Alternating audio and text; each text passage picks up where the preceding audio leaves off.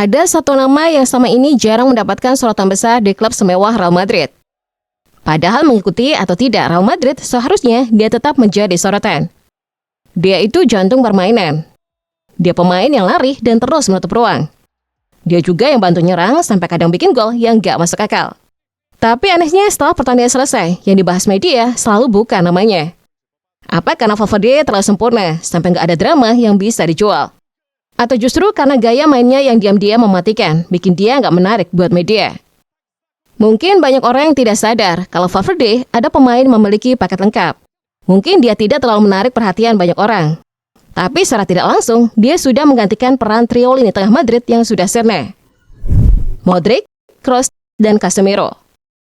Dan inilah cerita Valverde yang berhasil meneruskan era lini tengah Madrid seorang diri. Cerita ini sebenarnya nggak dimulai dari sekarang. Dulu waktu trio Casemiro, Kroos, dan Modric masih jadi tulang punggung lini tengah Madrid, banyak yang mikir, siapa yang bakal nerusin mereka? Karena jujur aja, trio ini bukan sekedar bagus, mereka itu legenda hidup. Mereka menang Liga Champions UEFA berkali-kali, mendominasi Eropa, dan bahkan dianggap sebagai salah satu lini tengah terbaik sepanjang sejarah sepak bola. Sebenarnya Real Madrid sudah berupaya untuk mencari pengganti ketiga pemain itu. Mereka sudah mendatangkan nama-nama besar, seperti Aurelion Tchouaméni, Eduardo Camavinga, hingga Jude Bellingham. Memang ketiga itu bermain bagus dan sesuai ekspektasi. Tapi untuk dikatakan penerus legenda, mereka belum cukup. Dan pelan-pelan, tanpa banyak orang sadari, muncul satu nama, Federico Valverde. Awalnya dia nggak terlalu mencolok. Bahkan sampai dipinjamkan ke Deportivo La Coruña, dan banyak yang nganggap dia cuma pemain biasa aja. Jarang masuk FYP TikTok, sampai tidak ada ekspektasi yang ditaruh kepadanya. Tapi justru disitulah semuanya berubah. Singkat cerita, dia kembali ke Real Madrid. Kembalinya dia belum datang sebagai bintang, tapi datang sebagai pekerja keras. Kalau kita breakdown, Valverde punya DNA Casemiro. Cara dia bertahan, cara dia ngepres lawan, cara dia mengcover area yang luas itu benar-benar mirip. Dia mungkin bukan gelandang bertahan murni, tapi energi dan agresivitasnya bikin dia bisa jadi tameng pertama tim. Tapi tunggu dulu, dia nggak berhenti di situ. Dia juga punya sentuhan Kroos.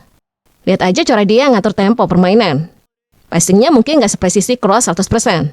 Tapi visi dan keberaniannya buat ngirim bola jauh, switching play, atau bahkan bikin assist dari situasi sulit itu jelas bukan kemampuan sembarangan. Dan yang paling bikin orang geleng-geleng kepala, dia punya sisi Modric. Dribble, pergerakan tanpa bola, dan kemampuan dia buat muncul tiba-tiba di kotak penalti itu khas banget Modric. Bahkan beberapa golnya dari luar kotak penalti yang membuat dia bisa disebut sebagai anomali. Ada yang bilang Valverde belum selevel mereka. Tapi jujur aja, kalau kita lihat permainan Real Madrid, dia adalah salah satu pemain yang bisa mencapai level tersebut. Dan di era sekarang, level tertinggi itu bukan cuma soal trofi, tapi konsistensi jangka panjang. Seberapa besar dampaknya di setiap pertandingan, dan seberapa fleksibel dia dalam sistem sebuah tim. Masalahnya, Valverde itu tidak hanya bermain di satu posisi. Dia bisa menjadi seorang gelandang bertahan, menjadi gelandang serang, bahkan jadi bek kanan. Dan itulah mengapa Valverde justru punya sesuatu yang bahkan tidak dimiliki ketiga legenda itu secara bersamaan. Dia bukan hanya spesial, dia adalah paket lengkap.